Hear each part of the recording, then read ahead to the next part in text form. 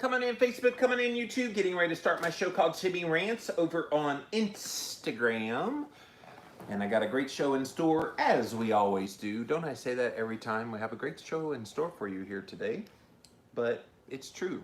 Like, if I didn't have something meaningful to say, then I wouldn't come on here and say it. Like, anybody that's a content provider, they will be the first to tell you that content is king. If you don't provide people good content, hey Shirley, hey Norma, then they don't keep coming back. So, but a lot of you people come back every day, so I appreciate that.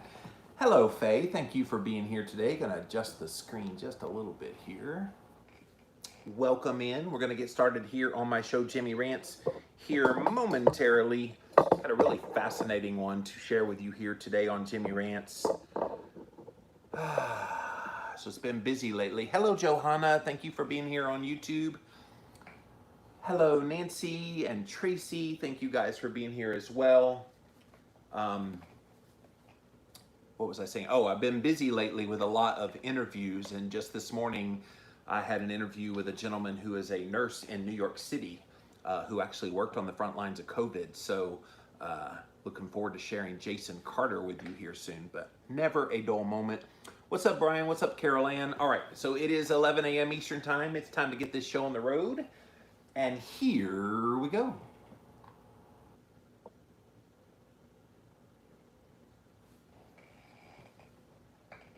Can your heartbeat influence your brain and how you feel? Find out here today on Jimmy Rants. Click on that little box down there in the corner. It'll take you straight to IGTV for today's episode. JimmyRants.com is the website, and as always, you can engage live in the content. You got to go follow me. I'm over on Instagram. I am at Livin' Low Carb Man, LIVINLOWCARBMAN. Once you are there, engage live in the content. We're here Monday through Friday, 11 a.m. Eastern time, right here on Instagram. We also simulcast live over here on my Facebook page. Hey, Mark just got here, as well as Rena. Thank you guys for being here today as well. We also simulcast over on my YouTube channel. So go over there and check us out. Thank you all for being here today on Jimmy Rants. If you missed the live here on Instagram, you can watch it on replay. Go to IGTV as soon as this episode is over, and you go straight to it. IGTV lets you see the full episode right here on Instagram. We also throw the past episodes up over on YouTube, so type in a keyword Jimmy Rants. You will find the show. Finally, you can go over to the official website for this show. It's at JimmyRants.com. And once you are there, you can listen to all the past episodes, watch the videos there. And if you like what I do here, definitely go and click on that Patreon link, and a donation of any amount would be greatly appreciated. Okay, you guys, I've been doing a lot of Jimmy Rants episodes lately. A little off the beaten path, but I think some good stuff. And today is no different, because a lot of people are feeling emotions, fear, anxiety, and all the like. And they're having those things happen to them physiologically, showing up in their body. And of course, a lot of people say, well, it's kind of the state of their nutrition can impact that. It's the state of how they handle stress and to be able to have the resiliency to bounce back. There's so many things that influence that. But I have found an article here that may give another perspective that maybe you haven't heard about before. This is from a website called Quanta Magazine, Quanta Magazine, and the title is How Your Heart Influences What You Perceive and Fear. We consider the brain the very center of who we are and what we do. It's the ruler of our senses, the master of our movements, the generator of thought, and the keeper of memory. But the brain is also rooted in a body, and the connection between the two goes both ways. If certain internal receptors indicate you have hunger, for instance, you are driven to eat. If it indicates cold, we dress more warmly. Of course, all of these things happen in the brain, and we think the brain initiates it. But watch this. Decades of research have also shown us that all of these sensations do much more than just alert our brain to the body's immediate concerns and needs.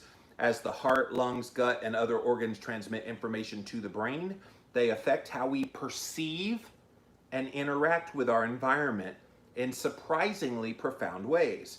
Some recent studies of the heart in particular have given scientists new insights into the role that the body's most basic processes play in defining our experience of that world. In the late 19th century, the psychologist William James, as well as a physician named Carl Lang, proposed that emotional states are the brain's perception of certain bodily changes in response to a stimulus, that a pounding heart or shallow breathing gives rise to emotions like fear or anger rather than the other way around. Researchers have found ever since then many examples of physiological arousal leading to emotional arousal, but they wanted to delve deeper. So here's a funny thing, like people want to talk about emotional responses, things like fear and anxiety, and they want to put the focus on your brain. Now scientists are understanding it's not just something that deals with your brain. It actually is something physically happening in the body, which we're going to focus in on the heartbeat here today, that how your heartbeat is directly related to and influencing your brain and your emotional state. Have you ever heard of anything like this before? I would dare say most people have not. And it's definitely going to be revolutionary if they could do something with this information and help patients that deal with anxiety, deal with fear, deal with other kind of mental health, psychological types of issues. The heartbeat provides the perfect means to check this out. Cardiac activity can be divided into two phases. So you got the systole, when the heart muscle contracts and pumps out blood, followed by the diastole, when it relaxes and refills with blood. Now you may know this as systolic and diastolic on your blood pressure. So when you have blood pressure run, you get the systolic number and the diastolic number. Beginning in the 1930s, scientists found that systole dampens pain and curbs the startle reflexes. So when the heart muscle is contracting and pumping out blood, that is when you are basically dampening down the pain response and you're not really startled. Further work traced this effect to the fact that during systole, pressure sensors send signals about the heart's activity to those inhibitory regions of the brain. Are you getting this? That at certain points in that millisecond that the heart is beating and pumping in, pumping out, pumping in, pumping out, pumping in, pumping out, that matters when it comes to your perception of things like pain and the like. This may be useful because while the brain must constantly balance and integrate internal and external signals, you cannot pay attention to everything at once, according to Offer Pearl, a postdoctoral research fellow at the Icahn School of Medicine at Mount Sinai in New York. Experiments have even showed that people were more likely to forget words that were presented exactly at the systole than the words that they saw and encoded during the rest of the cardiac cycle. Is this fascinating? So Sarah Garfinkel is a neuroscientist at Brighton and Sussex Medical School in England. She says, I really see the senses like a seesaw. She's one of the lead investigators on memory work. When you're sensing something from internally, then it dampens down processing of external signals. And when your heartbeat is going, then it's just loading up the seesaw to one side or the other. The heart's inhibitory effects were demonstrated once again in some work that was published in May of 2020 in the Proceedings of the National Academy of Sciences. And when people were presented with a barely detectable electrical stimulus to their finger, they were more likely to perceive it during diastole and miss it during systole. Isn't that interesting? The exact same stimulus, and if the blood was pumping out of the heart, you didn't feel it, but if the blood was pumping into the heart, you did feel it. Like, did you even realize that some of your perceptions and things that you think and feel and react are all predicated on this physical response that's happening in your heart? Moreover, participants with greater neural responses to cardiac activity were less sensitive to the stimulus. Ezra Al is a doctoral student at the Max Planck Institute for Human Cognitive and Brain Scientists, was the lead investigator of this study. Ezra says it's fascinating that even in this very millisecond range, our perception can change just like that. The team noted how the heart might be loading up the seesaw. In this case, during systole, as the heart pushes blood into the rest of the body, it's possible to feel your pulse in your fingertips.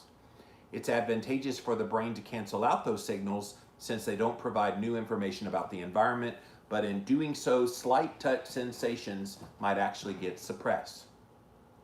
What doesn't seem to get suppressed, though, is fear. This is so fascinating because right now there are so many people walking around in abject fear.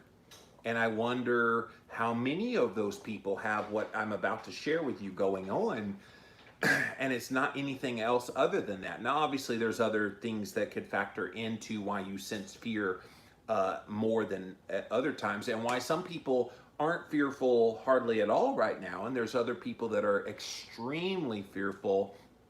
I posted a video last night on my social media pages of this woman in a Walmart who was an older woman. She was wearing an N95 mask, and she was chastising this young mom and her very little kids. And that woman basically said, "You're all gonna die," right in front of these kids. And it's like her fear overpowered her sensibility to know that that was the wrong thing to do. Let's get into fear. In 2014, Garfinkel and her colleagues showed that the processing of fear and threatening stimuli was not inhibited at systole. When systole activated inhibitory brain regions, it also activated the amygdala, an area implicated in the experience of fear. The researchers found that during systole, people tended to perceive fearful faces more intensely. This was not the case for faces expressing a neutral emotion. Study participants rated those as less intense during the systole. That processing seemed to get the usual dampening treatment. What's most striking about fear is that it breaks through, says Garfinkel. It's impervious, this inhibitory effect of the heart. And this is likely to be an adaptive response to the greater number of systoles that fear provokes.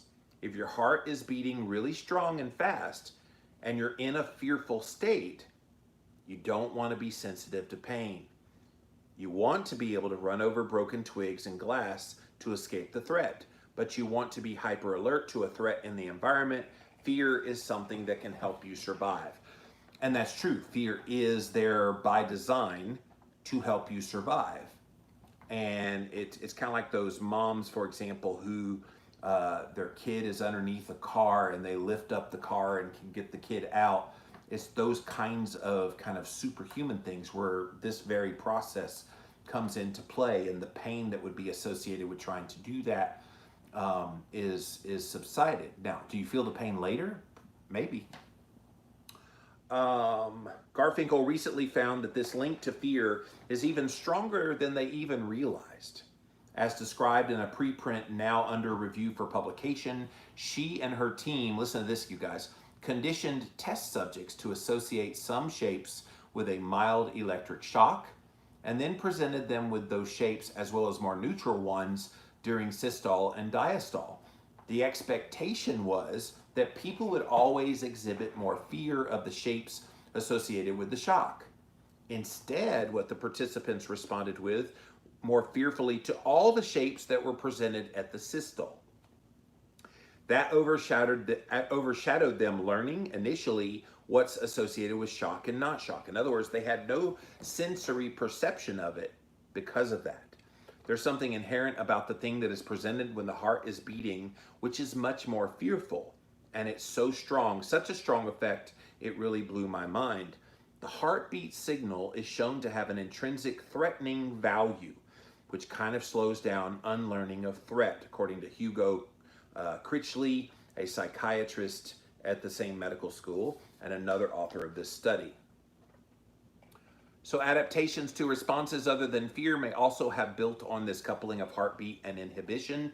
There was a paper published in Cognition in March of 2020 where researchers found that eye movements occur much more often at systole, while we fix our gaze on a target more often during diastole.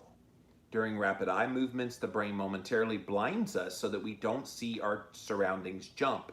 We seem to time that sampling of the visual environment to coincide with moments of inner quiescence. Systole is the point when you're least sensitive to the world, when processing tends to be dampened down, when the inner world rules. So it makes sense to couple your eye movements and be blind when you don't mind as much about the outside world. Critchley, Garfinkel, and others have found that systole is more likely to enhance the fear processing in those people who already have anxiety. Researchers now hope that this work will guide therapies for certain phobias, as well as post-traumatic stress disorder. And if you can change how threatening those stimuli are by presenting them at different phases of that cardiac cycle, then you can get people out of anxiety states in one form or another. I would love it, if they could somehow make this real world applicable, where you can come up with practical strategies for helping people overcome some of their fears and get them and get their headspace right.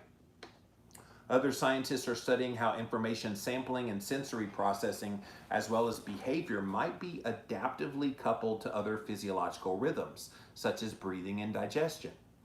What's readily apparent in that work too is that the world isn't just a stable thing. How we perceive it is based on your body. And like I said at the very beginning, so many people are dealing with anxiety and fear. We're seeing it play out in the way that they're behaving in public. People are basically showing that they're not able to handle the stress that's going on right now, and that they are in a state of fear. And some of that isn't that they weren't fearful before or weren't showing some of these signs before, but now that this stimulus has been accelerated, what if they had this stuff, like I mentioned here in this Jimmy Rants here today, what if they had this going on? And it's actually their body itself. Like, think about all the processes in the body and how those processes in and of themselves impact your brain, which impact how you feel, how you think, how you believe, how you react emotionally, things like fear and anxiety and depression. This could be an exciting area of research that I do hope they look further into. And it makes you wonder if that's just the heartbeat with the systolic and diastolic. What if there are other things that are associated with the breathing in versus breathing out? Do you perceive things differently there? Like, I don't want to get too deep with this, but think about what they're discovering here. That how you act, how you feel, how every part of your life works depends on that body and how you're responding. Here's the other thing. What about a sick body? What about a disease state? What about those people with high blood pressure? Does that change things? And yeah, Holly says, what about heart rate variability? Exactly. Obviously, heart rate variability plays a huge role in this because you've got those people who are more in a sympathetic state than they are a parasympathetic state. I think it's directly related, Holly. Thank you for bringing that up. HRV is one of those things not enough people are aware of. But if you know your heart rate variability and you're able to get more in that balance between the parasympathetic and the sympathetic state, then you've found that nirvana. And I think it helps to calm things down. If you're way too far on one way or the other, it's detrimental.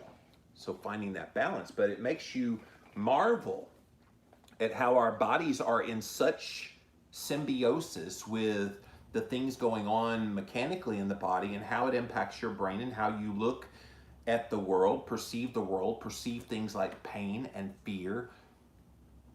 Like this was just incredible to me. And if you missed the beginning of this Jimmy Rants, there's some new research in quantamagazine.com if you want to go read it, how your heart influences what you perceive and fear. And it's talking about physically in the body, things like your heartbeat, that when you're pumping blood out of the heart, it makes you think and feel in one way. And when you're pumping it into the heart, it makes you think and feel in another way. Like, did you even realize that we were so tightly controlled like that, that your physical body can impact your brain and how you think? It's interesting when you kind of stop and think about this in deeper terms, and trying to figure out why you freak out at certain times and why you're pretty cool at other times. This could be part of the answer, but I definitely want to see what you guys have to say. Going to come over here to you guys on Instagram first, then over to Facebook, finally over to YouTube. Thank you all for being here today on Jimmy Rants. JimmyRants.com is the website. Do you know what is a good HRV? So Holly, I have one of those monitors, and those of you that don't know about HRV, heart rate variability, you can put this strap on your chest. Just look up HRV on HRV monitor on Amazon. You'll find a few good ones out there. The Polar S7, I believe is what it's called, is one of the better ones. But it's basically this thing that you strap on to your chest, and it's right there. And you just sit and you do kind of a 1 minute session of you just relaxing, and it will give you this readout. There's a lot of different apps. I don't want to necessarily endorse any of them, but there's a lot of really good ones out there. And you can see whether you're in a very stressful state, whether you're in a very chilled state, which is not good. So the stressful is sympathetic, the very chilled is parasympathetic, and you're looking kind of for that balance between the two. You don't want to be too stressed, you don't want to be too chilled, you kind of want to be right in that middle. So the best HRV is kind of in that middle, in that balance, Holly, because you don't want to be so chill that you can't perceive anything, or so stressed that you think everything is the end of the world. So it's definitely something worth looking into. Definitely look up the work of, I know Ben Greenfield talks a lot about HRV, so go look up his work.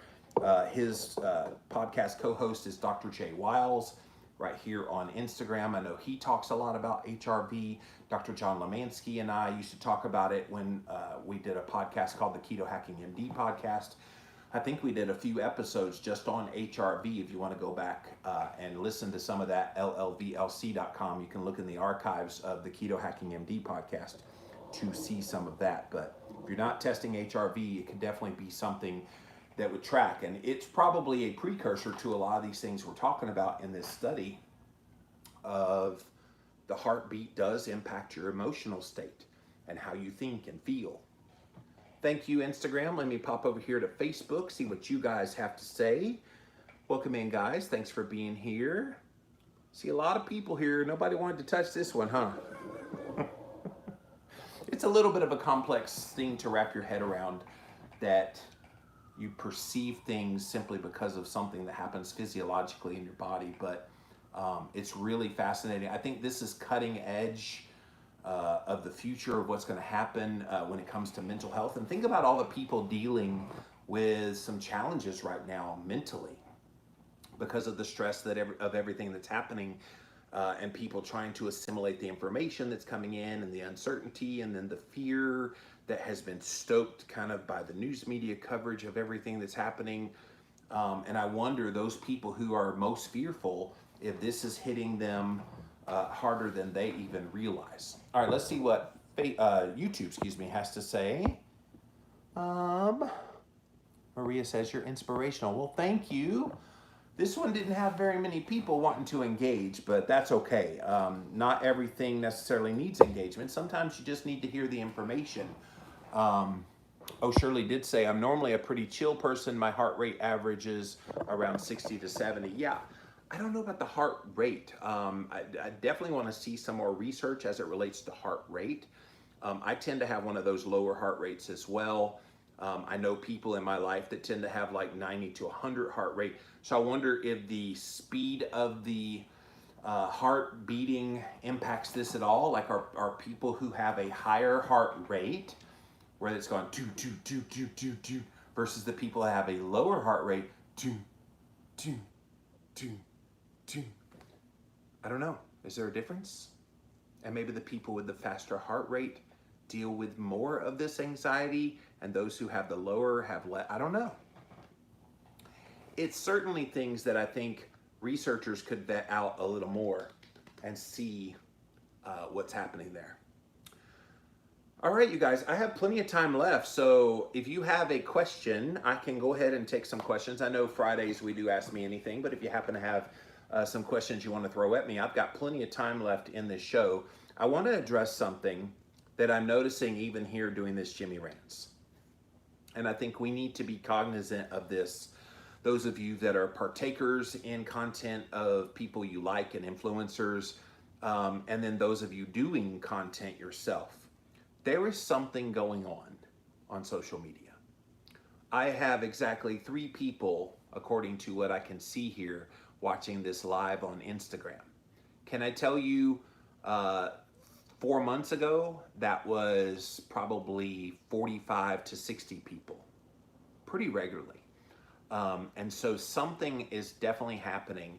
I know that there are screwy things happening with Instagram, and there's also things happening over here on Facebook. Now, this is one of the reasons I made this show go live at 11 a.m. Eastern time, Monday through Friday, is I wanted people to know, okay, I will be here at those times unless I tell you otherwise. And so if you come into this expecting to see me pop up on a push notification, you're not always getting it. And yeah, Kat is over here, it's crazy, WTF. People aren't getting the notifications. And I want to kind of use this as an open forum too. If you're noticing this, not just with me, but other influencers you're trying to pay attention to and see their content, and it seems like they're not doing any content. I can tell you there have been many people that have written me lately, I don't know why you stopped doing content. You always did good content. And I'm like, I do content every day, like tons of content. Adina O'Hare says, I'm watching, it's good info. Thank you. But not everybody's getting all the content, and I'm wondering what in the world is going on. I do know that I have been shadow banned on Facebook, and I think I'm starting to get shadow banned over on Instagram, which this is a real problem. I did a whole post this morning, you guys, about Facebook and how Mark Zuckerberg went on to or gave testimony before a congressional hearing yesterday saying, oh, we're the most ethical, open, and honest, non-censoring platform on the planet, and we welcome all views, unless you are for hydroxychloroquine, apparently. Kat says, unless I remember it's 11 a.m., I can miss it. Yeah, that is the problem. But these social media companies, you guys, they are taking risks because they're not even trying to hide the bias anymore of what they want you to see and not want you to see. And I know right now I'm live on 3 different social media platforms, all 3 of which have shown they have no trouble taking things offline that they find objectionable, to which I say, who gets to decide what is valid for people to see and what's invalid? Obviously, if you are inciting violence, if you are spreading hate speech, or you're doing some kind of pornography, those things I think we all agree are completely inappropriate and should be blocked and removed and all the rest. But just a differing opinion, even if it runs counter to what like is the mainstream, a differing opinion alone should not be invalidated. And yet we're seeing that. We're seeing it again and again and again. And I don't know. I mean, is everybody okay with that? Like at the end of the day, I think what we want is more information so that people can make decisions for themselves and then decide for themselves. Like, I don't understand why, who are we trying to protect? Who exactly is supposed to be the victim of this information? The last time I checked, information does not kill anybody. And we need to put the onus of personal responsibility back on people again. If you take away people's personal responsibility and instead abdicate it to some authority that says this is the way it is, we're not in America anymore. I don't mean to be so blunt, but yeah, I do. Because I sense that there is something major afoot going on that is not good if you are a fan of the United States of America. And if we don't stand up and notice this right now, then we're going to wake up one day and it's no longer going to be the same country that we lived in 1 year ago, 6 months ago for that matter. So it's happening. It's real. And of course, when you start talking this way, there's some people that don't want to hear it. Oh, that sounds like a conspiracy theory. And I'm most certainly not trying to spread anything conspiracy. But I can tell you, as a content provider, 6 people watching me live on an Instagram when it used to regularly be 10 times that. There's 8 people over here live on Facebook. It used to be 80 to 100 people. And I just started doing YouTube live, so I have no gauge by what it should be, but there's 10 people watching over there. So it's like something is going on here. And if we don't wake up, we will have these things controlling everything we see and do. And that's concerning to me. Is it you? At the end of the day, we're all trying to be exposed to information, and it's just like anything else. You get one side, you get the other side, and you kind of assimilate what you think. But right now, you're getting one side, and the other side is being rejected. And what if there's something in that other side that has an element of truth to it that could then coalesce with the side that you're hearing from, or counter something there that says, no, that's wrong, this is right, and then you come to a consensus of what is right. This is deeply, deeply concerning. Rachel says, I was not getting notifications for you. I had to unfollow and refollow and check all the notifications. Yeah, the same thing happened over at YouTube. So all of you who watch me on YouTube, those of you not getting the notifications, they did the same thing to me over there, Rachel. They actually changed my category from the health category over to kids. I know you're making YouTube videos now, Rachel. They did this to me. They changed the category over to kids. Kids videos, apparently you can't get notifications for. And so I'm telling everybody over here on YouTube, if you're not getting my notifications, unfollow, refollow, and then resubscribe, hit the bell again, and you'll start getting the notifications. So that's interesting. That happened over here on Instagram. But what I want to know is why? What triggered that? What did I write that would make them want to try to keep people from seeing my content? I don't know. I got no notification of it. You violated some community standard, or even if they do pull that, you violated some community standard. They never tell you what you actually did. They just say this generic phrase, and you're left to your own devices to try to figure it out. Last year, they pulled my entire YouTube channel down. They pulled it all down. And it was gone. I couldn't see it, nothing anymore. No warning, no nothing. And enough of my followers, thankfully, wrote to them and said, hey, this is legit. Where'd it go? We like his content. There's nothing hateful. There's no, what happened? And finally, they brought it back after about 3 weeks. But it was just this whole idea that in a heartbeat, they just deleted the whole channel.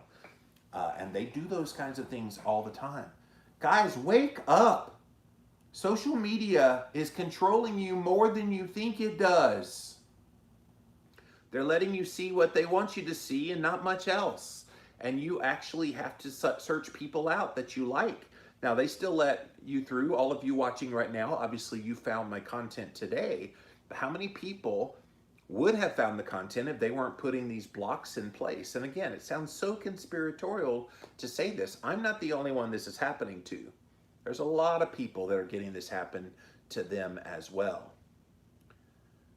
Adina says, yes, let us decide for ourselves. And that's the point. It's like, give people information, even if it runs counter to what the mainstream narrative is. Like, I don't have a problem with them saying, wear a mask, socially distance, wait for a vaccine, da-da-da. Okay, great. That's good information from your side of things. Now, let's hear people explain why they don't wear a mask, why they're trying to boost their immunity without a vaccine. You see what I'm saying? Let people have the conversation. I grew up in an America where having healthy debate and agreeing about things in common was the commonplace. I also grew up in an America where it said, I might not agree with you, but I would fight to the death your opportunity to say and believe what you want to believe. And I have a feeling in 2020, there aren't people who would be willing to die and fight for people that have an opposite view to them. That just doesn't exist anymore. That America, I think, is gone. Mojo says, I got a post taken down on Facebook for saying I was going to the lake to get some vitamin D to improve my immune system. Yeah, it's disgusting. It's like, and that's true. You can go outside and get sunshine and get lots of vitamin D, and that does boost your immunity. Like, what is wrong with that information? At the end of the day, it's true. So why are we hiding it? To what end? Guys, there is a deeper thing going on here, and I hope your eyes are being open to it. If it hasn't before now, start looking. Tracy says, I believe things have been hidden on purpose and I'm tired of it. Well, they're hiding a lot of things. Hiding content, hiding information. And again, you talk to just average everyday people that aren't in the know and aren't paying attention about this. And, oh, that sounds so crazy. That would never happen. You want to bet? It's happening. It's happening right now in the United States of America. And it's time we wake up. Nancy says, just FYI, I get notifications each morning for your show from YouTube, Facebook, and Instagram. I had to reset notifications a while back. Yeah, and that's the thing. I suppose if you're watching this and you just happened upon this, do what Rachel and what Nancy have said, and even here on YouTube. Unfollow, unsubscribe, and then refollow, resubscribe, and click on getting notifications, and that should fix the issue. The problem is, why do you have to do that? And what's to say they don't mess with the category again so that those notifications don't come through again? Like, this is a very real issue. It's why so many of us that are influencers are looking into alternative ways to get the message out there. I will tell you right now, my team is currently working on deplatforming everything, and everything's going to go to jimmyrants.com. We're still trying to work out how you go live right there on our own server and how you guys would come to the page. But I'm working on that actively because Instagram, Facebook, and YouTube, all three have been doing some fluky things with my content and not letting certain things that I do be seen and not notifications being gone and changing the categories like they did over on Facebook. It's disturbing, and I hope it's disturbing to you.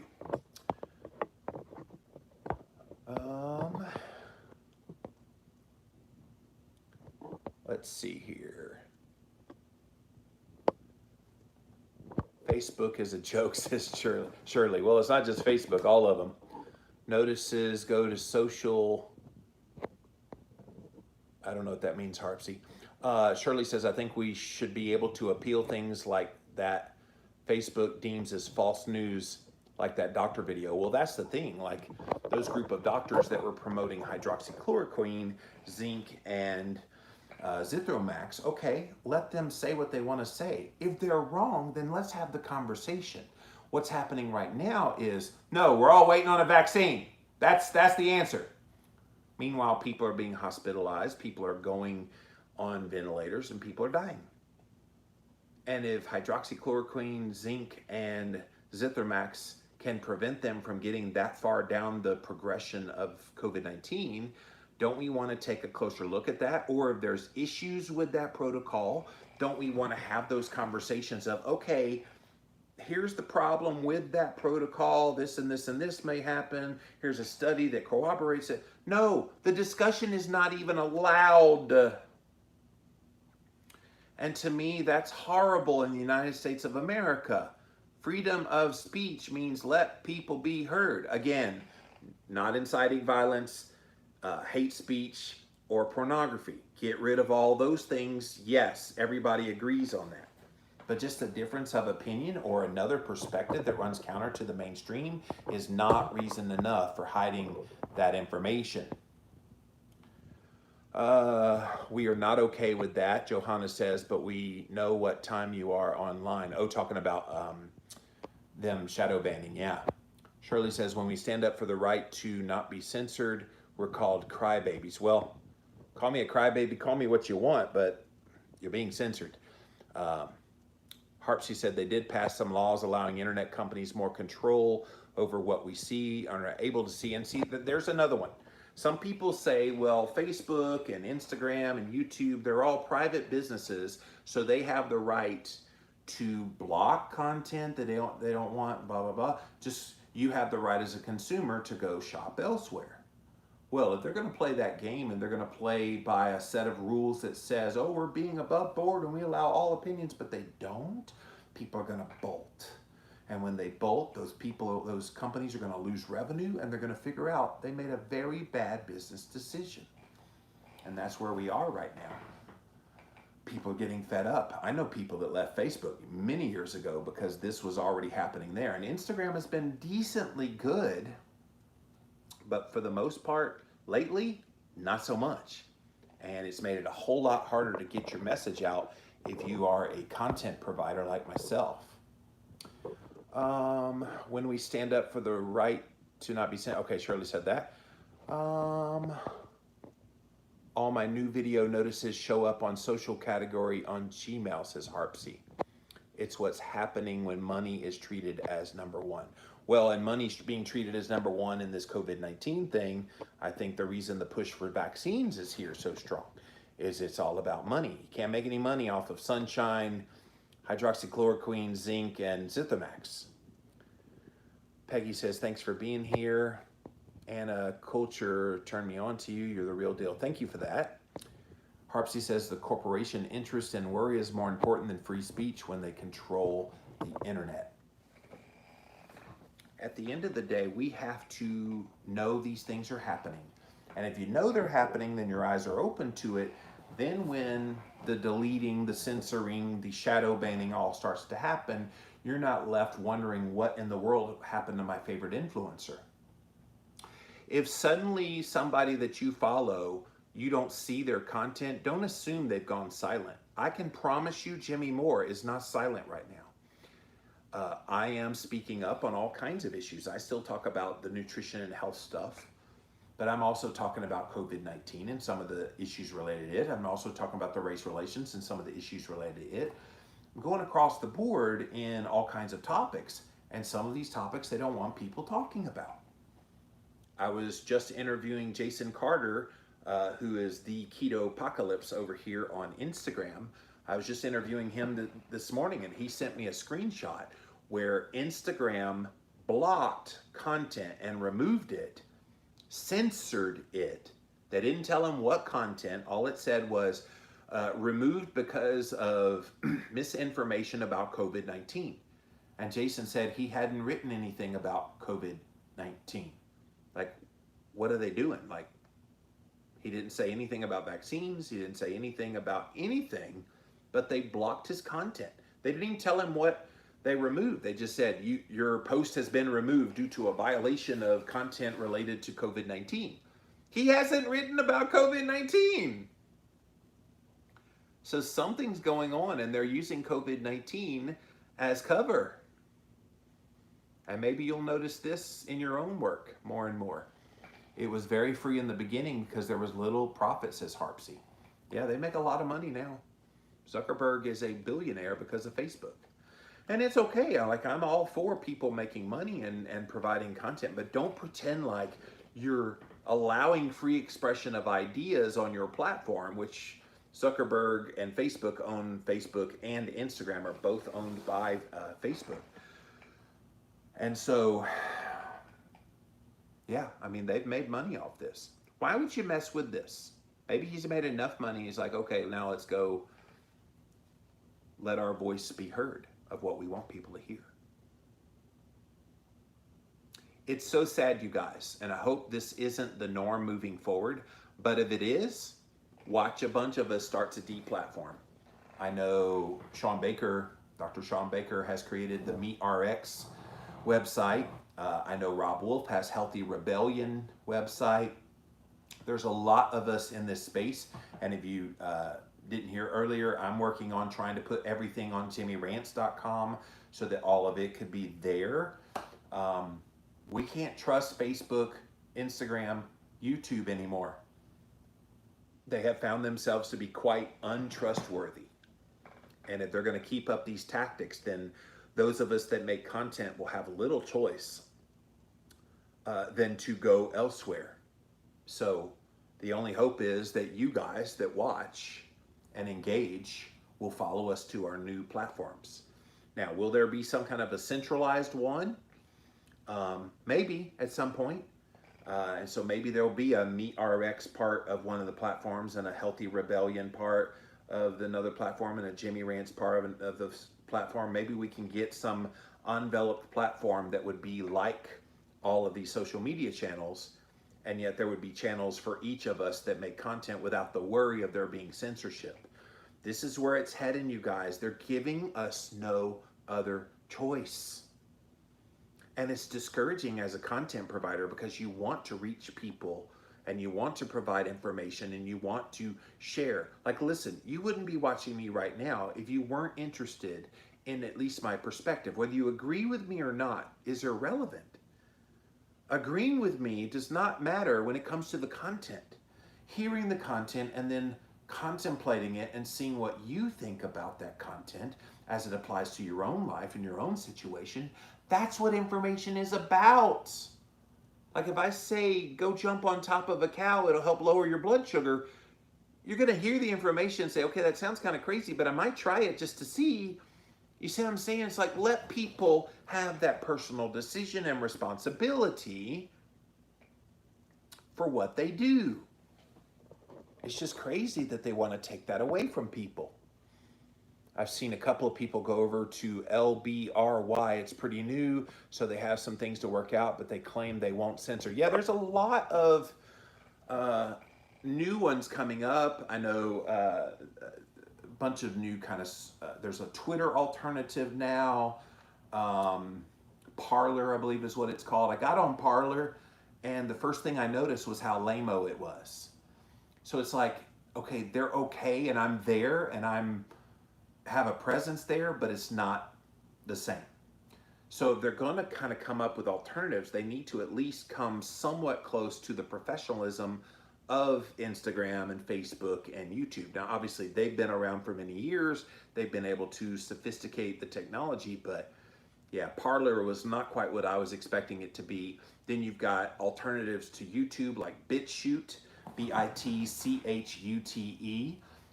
And a lot of the banned videos, including those doctors, is over there right now if you want to go look at things. But the problem is the mainstream public knows Instagram, Facebook, Twitter, and YouTube. It's what they know. And so how do you get people to go to these new things when the quality is not quite the same? You want that experience to be a pleasant one, and right now it's just not. You are a man deep of variety insight. Thank you, Darlene. Still, the internet providers will control to favor profit in their opinion. Well, Harpsy, that's true. I wish the world wasn't revolving around money, but in every aspect of our life, it's all about the money. Follow the money. Even healthcare, people think, oh, I go see my doctor, he's there to help me be well. No, he's not.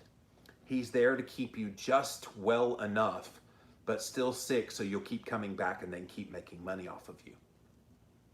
It's such a jaded position to say that, but that is pretty much how healthcare, or as I like to refer to it, sick care, is built.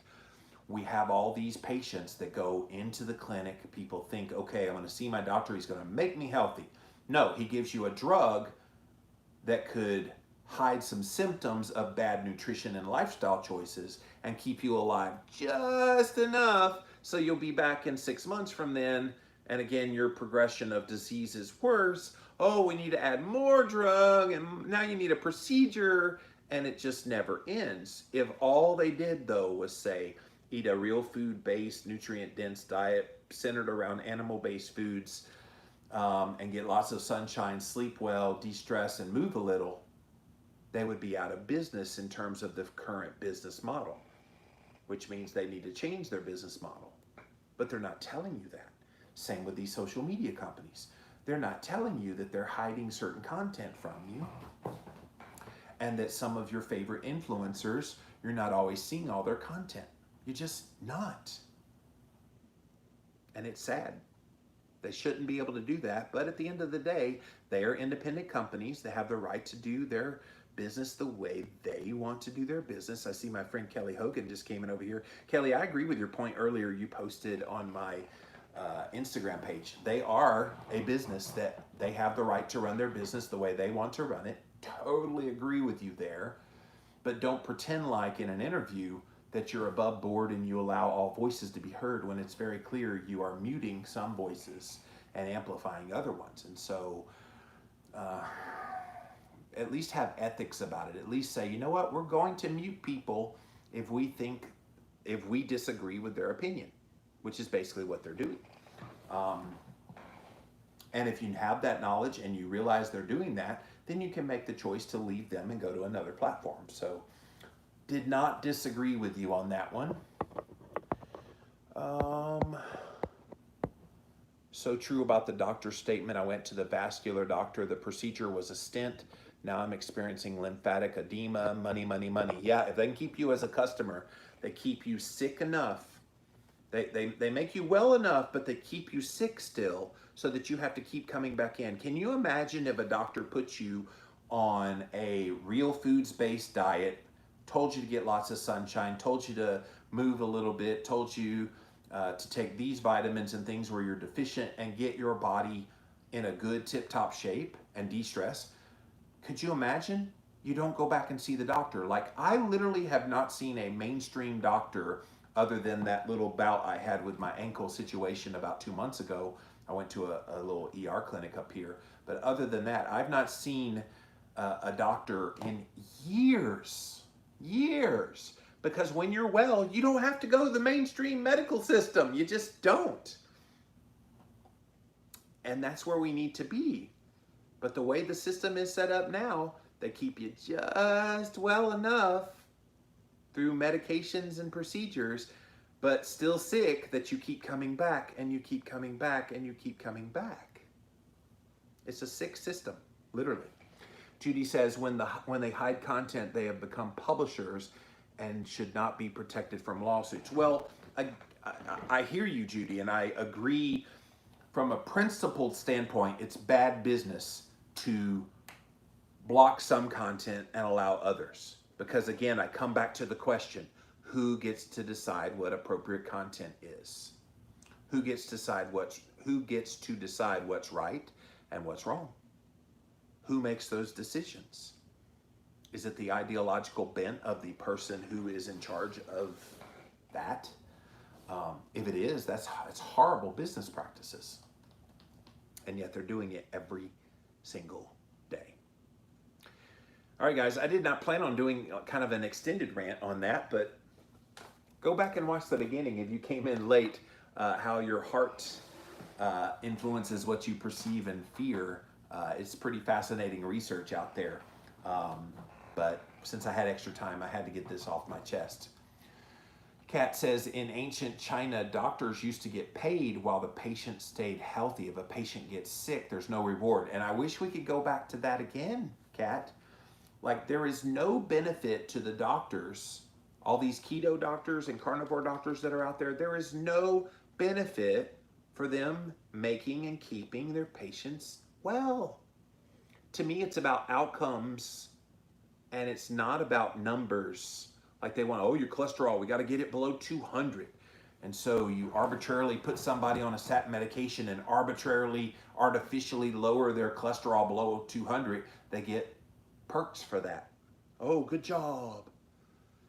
And if they don't get a compliant patient, then they get dinged, and then they don't like the patient. They could fire the patient. I love that old ancient Chinese doctors getting paid when their patients are well.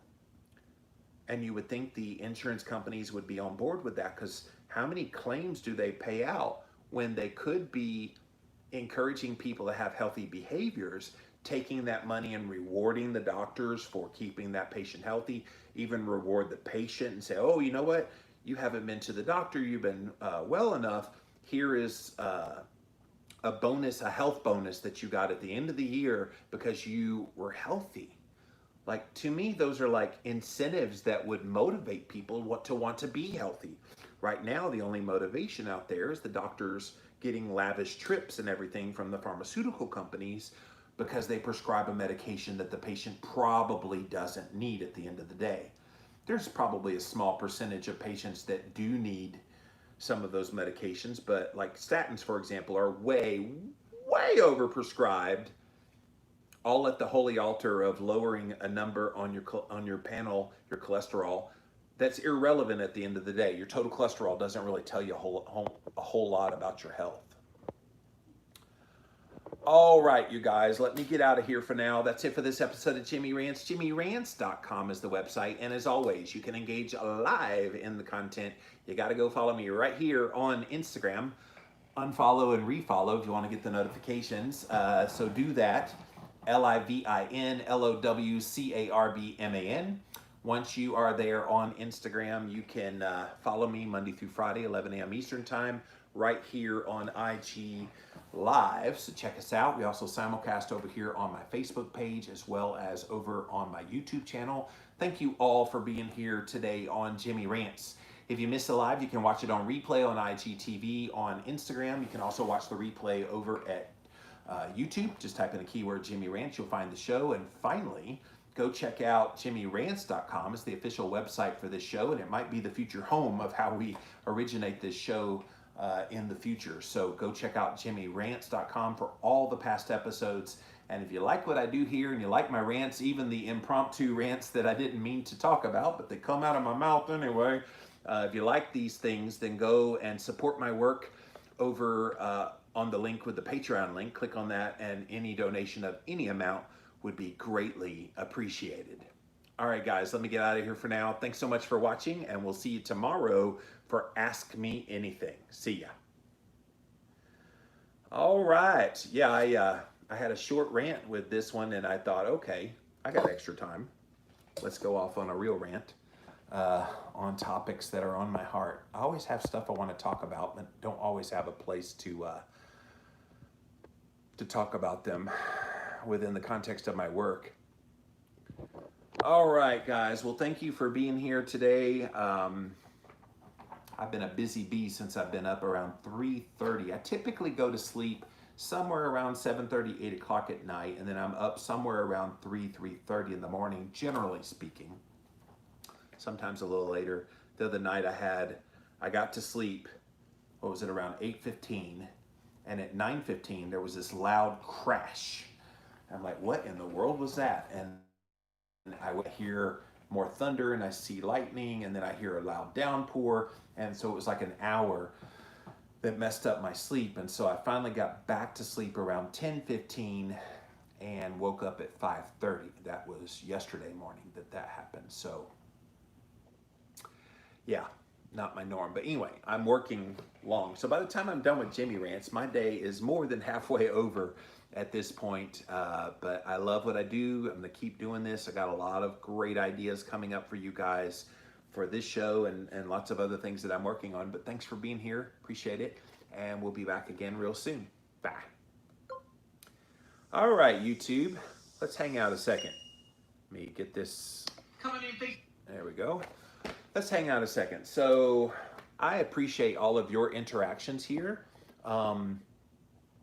I was hesitant about going on YouTube for a little while. It's a little bit hard to circumnavigate the comments over here, but I definitely want to keep this going on YouTube. Even if I do the JimmyRants.com and originate everything, I still want to simulcast here for you guys. And let me ask you, do you like the live so you can interact? Or I also not only just do the live, but I also provide the replay. So there's actually two versions of these same Jimmy Rants episodes. I mean, do you like the live? Are you? I know a lot of you engage here, so I get a lot of comments from you all the time. So I know that you love that. Shirley says she loves the lives. Well, you're my biggest fan over here. You and Johanna are the two that are almost always here, and the first ones here. I definitely want to keep that going. There's some days when I'm not hardly getting anything. I'm not technical, so I like the live, says Peggy. Well, cool.